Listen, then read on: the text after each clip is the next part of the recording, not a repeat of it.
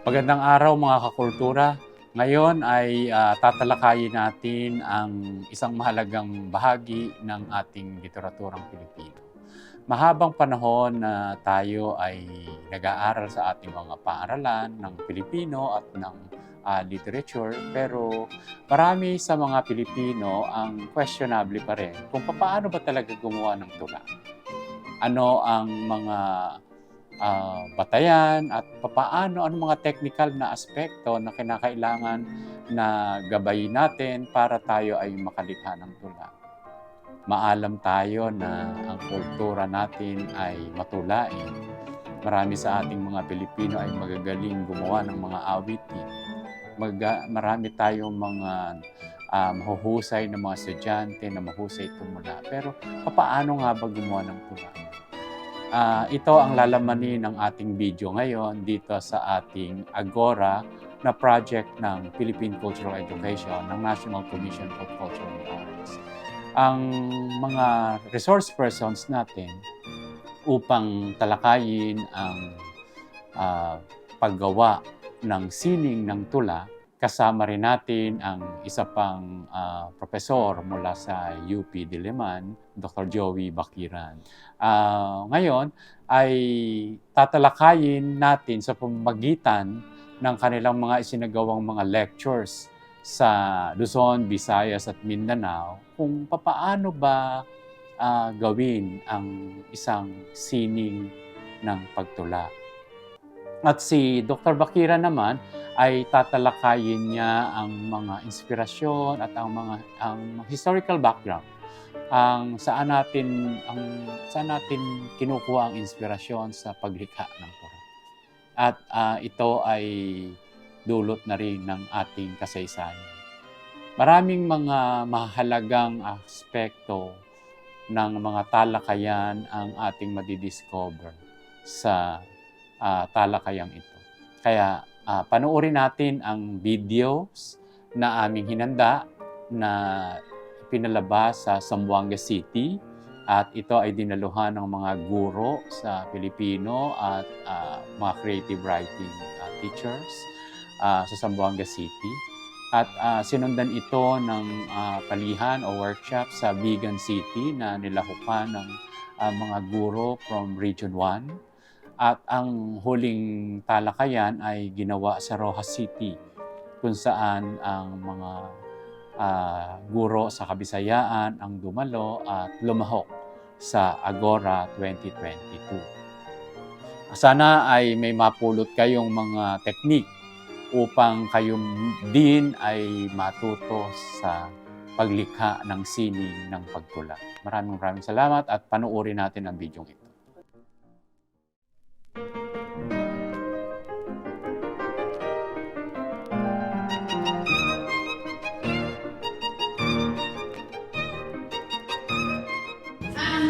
Personalidad ay gaya ng bukas na aklat. Mapapanaag mo agad kung ano ang aking nararamdaman dahil hindi ko kayang itago ang emosyon ko. Kaya isang tingin mo lang sa mukha ko, alam mo na kung anong nararamdaman ko.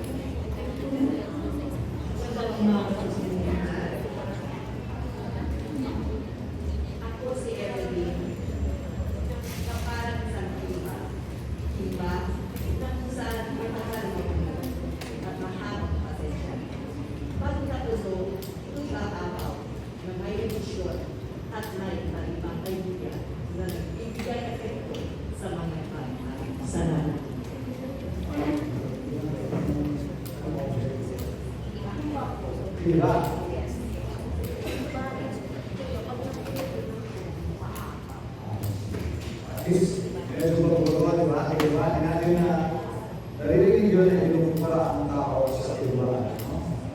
Kung kami mga ganyan, talagang makukuha ang attention mo kasi ano mo yan yun? Isa pa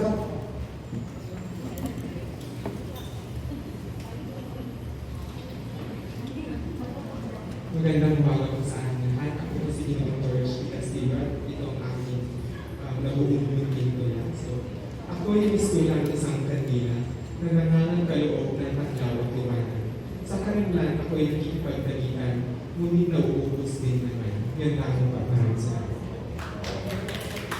Ayun, medyo hindi masyado ba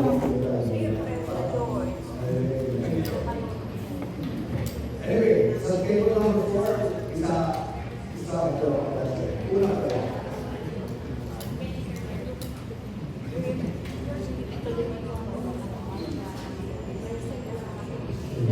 Magandang umaga po sa ating lahat. Ako po si Sir Marcel Bayani at sa Tayo National Minister of Commission Philippines. Tila ako isang cellphone. Minsan nalolobat, pero hindi hinahayaang matuloy. Bagos, muling nare-recharge at handa muling makipagkagalan. Modern na pag-aangkin. Okay naman. Bayan naman. That's table number 4.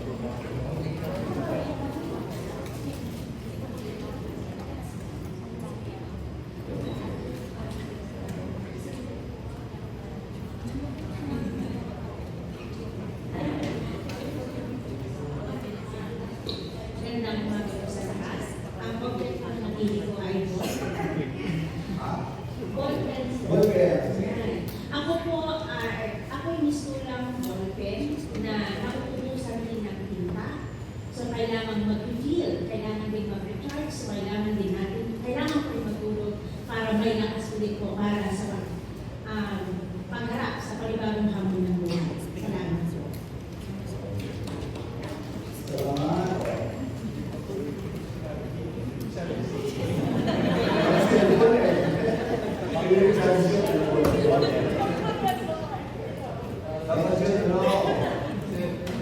Fountain pen, kasi yung ballpen, hindi nila papalitan. Kung naubos,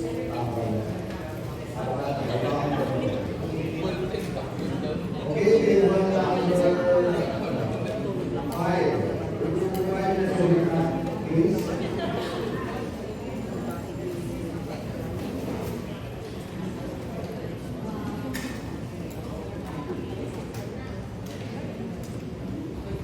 Magandang umaga po sa ating lahat. Nag-isip ako ng isang bagay na sa tingin ko ay may hahalintulad ko ang aking sarili at napagtanto ko na mas mainam kung gagamitin ko ang mga object na nakikita ko dito sa ating bulwagan upang sa gayon ay at nakikita ko ang sarili ko sa bagay na ito. At ang aking napili ay ang gamit ko ngayong araw na ito na siya sa microphone. Ang mithiin niya sa buhay ay maging tulad ng isang mikropono upang matulungan ang iba na may parinig ng mas malakas sa kanilang nararamdaman. We are all entitled with our own opinion, di ba? Lahat po tayo ay mayroong, lahat po tayo ay gustong, lahat po tayo ay may mithiin sa buhay. At ang pinakamithiin po natin ay marinig ang ating emosyon, ang nararamdaman natin. Pero sometimes, natatakot tayo sabihin yung nararamdaman natin because we don't want other people to be offended. Di ba? Ayaw po natin ma-offend yung ibang tao. Ayaw natin makasakit ng damdamin ng ibang tao. Pero sa buhay na mayroon tayo ngayon, parang ang kailangan natin ay maging totoo. At gumamit tayo ng mikropono para maiparanas at maiparinig natin ang ating nararamdaman sa ibang tao. Maraming salamat. Ayun. Sakto natin yung nagiging, di ba? At ang pinagunaan, di ba siyempre, andun sa kapila yun. Pareho lang shade, di ba, pahaba. Siyempre yung isda, parang ito ng lagi ng isda na nakakatulad ng sige. Pero ito na-discuss naman na ito ng mahapon. Pero very particular itong isa na ito. Alam natin ang Maribeles ay isang, di ba mayroong pinanggalingang ko, in particular na lugar. So, yun mismo ay isa ng clue pa rin pinanggula sa buto.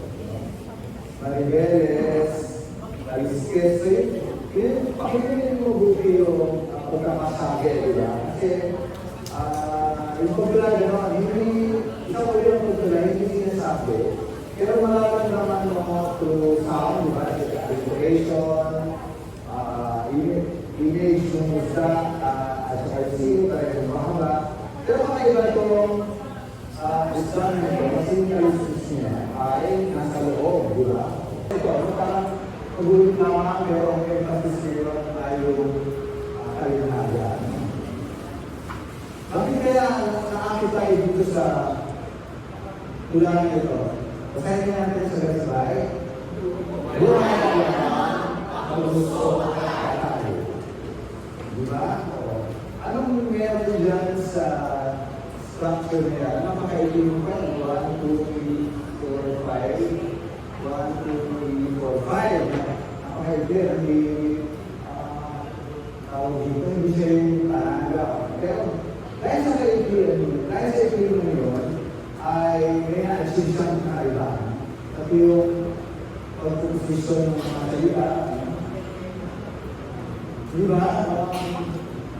Kung lalagyan na isipin ninyo, di ba merong event na ipinag-iba ng mga nangyayari. May character wala. Kauman. May kauman na. Pwede yung Bible na merong nagpukwento, di ba? Ito ay katulad ng unang tunay yung bugtong. Ito ay likha ng isang kaya. Ano kung may dalang likha ng kasabihan na ito o salawin, isang nag-iisip sa sitwasyon ang lumay ng kanilang komunidad. Anong trabaho kaya ang mga tao na nag-iisip? Isa, no? Pagdating sa mga kulang. Ito, parang magulit naman, pero may emphasis ay yung kalinhagan. Bakit kaya nakakita tayo dito sa tulang ito? Basahin natin sa gasbay. Buhay ka naman, ang gusto tayo. Diba? Anong meron dyan sa structure niya? Napakaitin ko, 1, 2, 3, 4, 5. 1, 2, 3, 4, 5. Napakaitin. Hindi siya yung tarangga. Pero dahil sa kaitin mo yun, ay may na-achieve siyang kakaibahan. At yung pagpuposisyon ng mga salita, di ba? Kung lalagyan na isipin ninyo, di ba merong event na ipinag-iba ng mga nangyayari. May character wala. Kauman. May kauman na. Pwede yung Bible na merong nagpukwento, di ba? Ito ay katulad ng unang tunay yung bugtong. Ito ay likha ng isang kaya. Ano kung may dalang likha ng kasabihan na ito o salawin, isang nag-iisip sa sitwasyon ang lumay ng kanilang komunidad. Anong trabaho kaya ang mga tao na nag-iisip? Ang isa, no? Pagdating sa mga kulang. Ano ba meron sa alamang? Di ba marami naman andyan? Maraming klase nilalang sa komunidad. May isda, may hipon, seafood. May tahong, may walang iba. Pero, conscious in choice, conscious. Tingin talaga yan na isang kulit,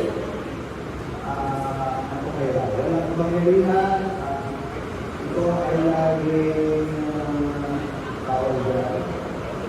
Okay, lagi siya pinakain. Yan, isa na lang maigit, pero isip, liglig sa tawag dyan, liglig sa kabulan. Dahil ulit, sa pagkakapili ng structure, lakas, at ng paliwate at ng mga discuss na natin o yung ikon, kung yung or yung video call. Kakaibang sukat yun, di ba? Kasi ito yung atong malagay. Di ba kasi usually, dulo lang ang pareho. Pero ito yung pati yung penultimate o yung bago magdulo na ito pa rin, di ba? Yung bukol, kakol, di ba? Meron level ng tumaan, no?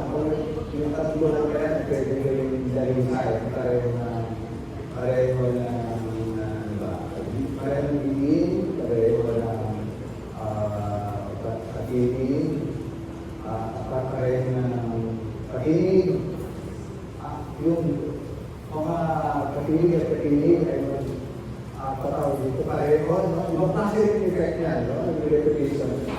Ibang effect sa atin. Para mas na-emphasize yung punto kapag mayroong repetition, di ba? Kaya yung repetition na, ay meron din sapat na pagkakaiba sa kahulugan, di ba? Kaya na yung bukol at saka yung bukol, no? Siyempre, iba yung bukol sa bukol. Kaya ang husay yung sumulat na kasama na sa nagiging pahayag. Ang naging kahulugan, di ba? Isang payo na di ba yun? Kasi kung papayo ka, haba-haba, di ba?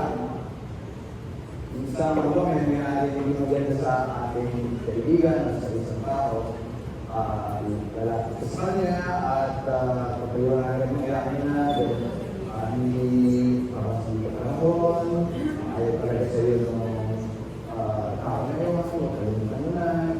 Dami-dami, di ba? Pero itong pahayag na ito, sa langit kain, hindi ka tulad dito sa langit kain na mas komplikado yung pagkakasabi. Ito, mismo yung pagkatuwiran niya, yung pagkainin niya, at saka yung pagka-repetition ng mga sounds ay tawagan sinadyang iiin yung sumulat. Maaaring nandun din para sa ngayon na ginans niya at kumbaga ay nag-skill niya o napag-nabulog niya yung nakalasan ngayon at sakto-sakto ang pagkakasabi. Kung iukol, ibubukol. Medyo, ano pa nga yan medyo may patawang epekto, di ba? Biro kasi kailan ko bubukol? Isang bukol. Ayaw ko lang naman. Kasama na sila naman itong mga iba natin mga sample ng peso. Kailangan natin ng imahinasyon sa pagkakta. Laging importante ang imahinasyon. Kaya isipin mo na ano ba ang pagkakatulad ng bagay nito sa isa pang pangyayari, mga tao, abstrakto. Kailangan, anong tawag dito, gawin mo nararamdaman, narinig, nasasala kung isang bagay na sa karanasan na nahirap ibigin, dati ng alam, kailangan i-present sa kanilang paraan. At ang bida na yung imagination. Imagination, na meron kang naisip na sa bagong insight o kislap diwa. Kislap diwa. Parang may kislap sa iyong diwa na liwanag, para siguro nagsibig ka ng flashlight sa gilid or kiss ng posto sa isang silid kung saan ka ay wala nang makita, no? Ayan. Pero siyempre, lahat ng ito ay naka-angkode sa iyong danas. Parang mayroon pang bagong isusulat sa isang paksa. Kung mayroon kang pinagugutang danas, nararamdaman mo yan. Paano mo masusulat ang isang pwede mo susulat? Nasaktan mo na sakit, okay.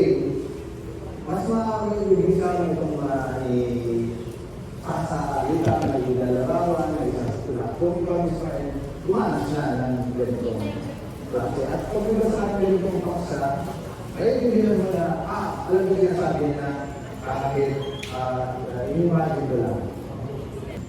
Kasi, sabi ng isang kritiko, pasensya na ito, Griego at si Aristotle, sabi niya, ang isang manunulat na nakakakita ng mga koleksyon, ang mga bagay, magkakaibang bagay, meron siyang talinong kakaiba.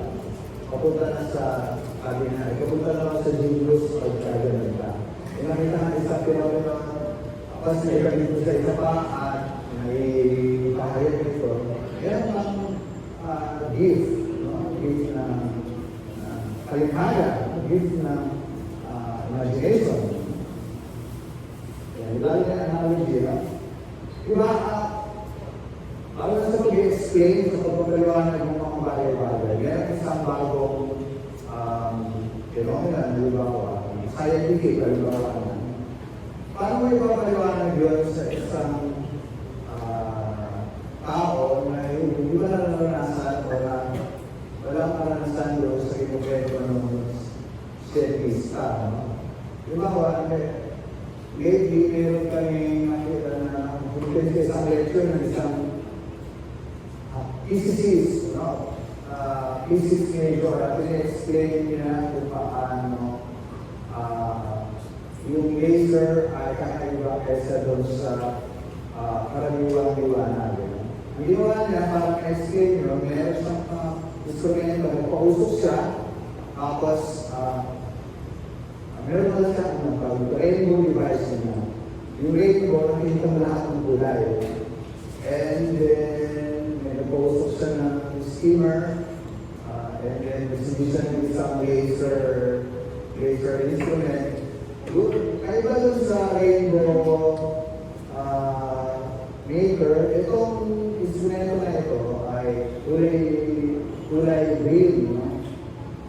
Doon na naiintindihan na magkaiba pala yung light spectrum ng laser at saka karaniwang spectrum ng kulay. Pero kailangan niya magkaroon ng analogy ng laser doon sa makikita doon sa kung ang rainbow ay maraming kulay, yung laser ay concentrated sa isang kulay lang. Ito naman ay talakay ni Professor Rosa Hapon, ulitin lang natin.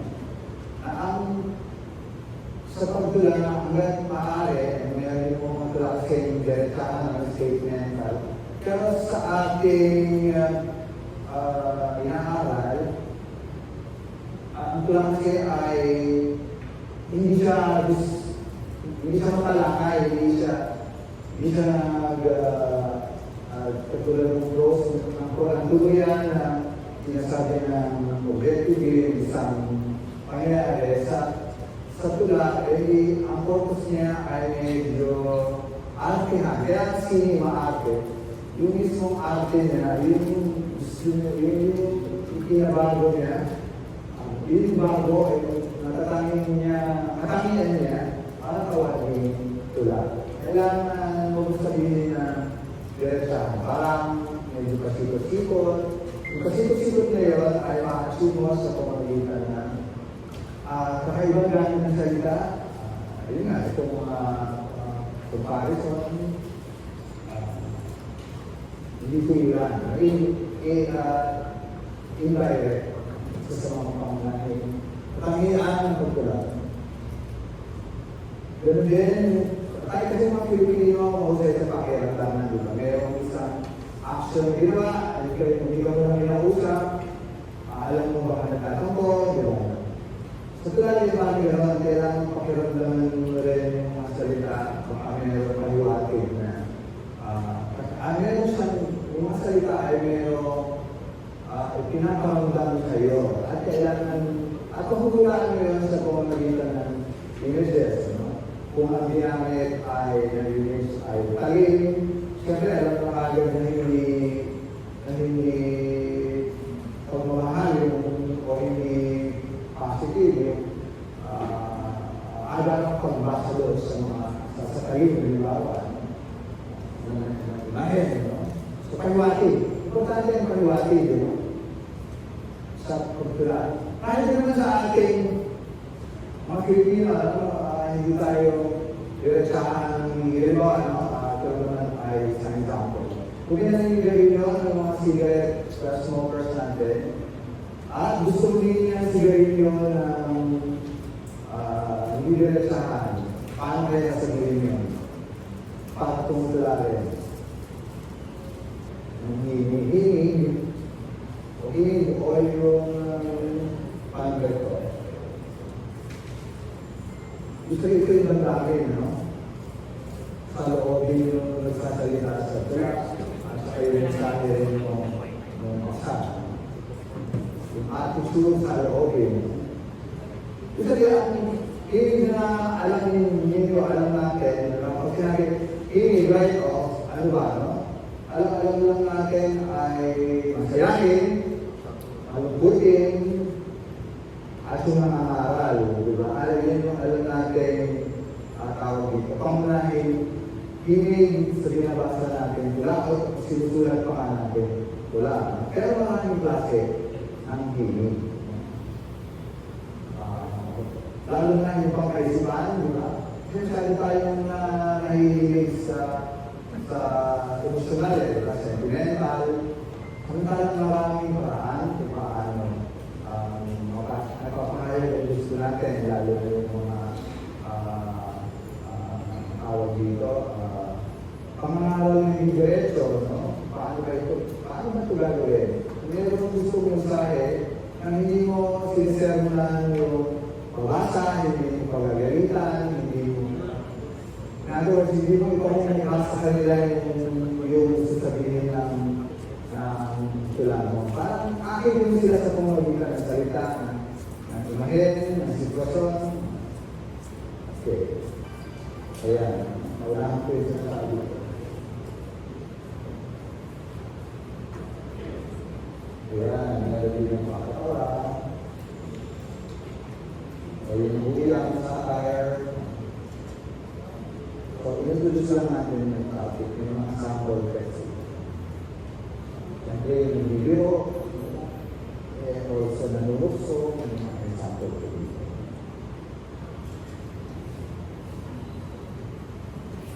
Ayan. Papakilala ko sa inyo yung isang pamamaraan na pagtula sa Tagalog o Pilipino. Ito yung tawag na pagkikala or paradox, irony, no? Irony pala. Parang may sinasabi makakatawag doon, hindi inaasahan doon sa nasa paibabaw na pahayag. Parang may nakasingit, no? May maaaring, kasi ay pabaliktad nung nasa ibabaw. Halimbawa ito, no? Ang kapatid mang buo, kung di kapwa suyo, ang isang malayo. Tapos yung kapatid ay magkasundo, di ba? Yung basic na assumption. Iisip natin, pag yung kapatid, hindi yan may rakawal, na usual na. Pwede tamang sagot. Diba? Ito yung rhetorical question. Pero halos papunta na doon. Rhetorical question, kasi meron kong tanong na halos walang sagot, hirap sagutin. No? Pero ito merong sinagutin niya yung tanong na nasaan ang laptop, nasa pulo ng laptop. Bakit di mo kayo ba dali-dali?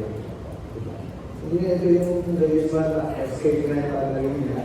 Pero parallel, tawag dito, pambalan yung double pambalan. Kasi yung first two ay pambalan, first line and second line. At yung, madaling sabi, i-dramatize nyo yung bigawan. Pero, hindi sinasabi kung sino yung mga tauhan. Mahuhulaan yung mga milyon sa pamagitan ng hilka, yung ginagawa yung nila. Kasi kailangan yung mabuo yung sasalita sa loob ng tula na hindi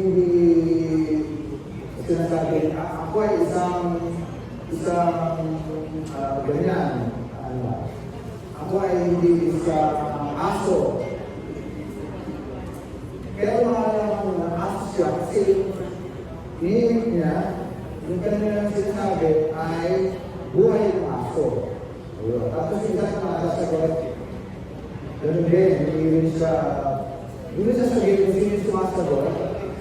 Pero, pamulaan mo dahil yung sinabi niya ay confess, aso. Diba? In other words, mag-imagine kayo, at kung na-imagine yung tauhan ng lugar, maaari yung lugar, ito ay patula kayo, maaari tanaga, maaari galit, parang practice niya, alam mo niya. Okay?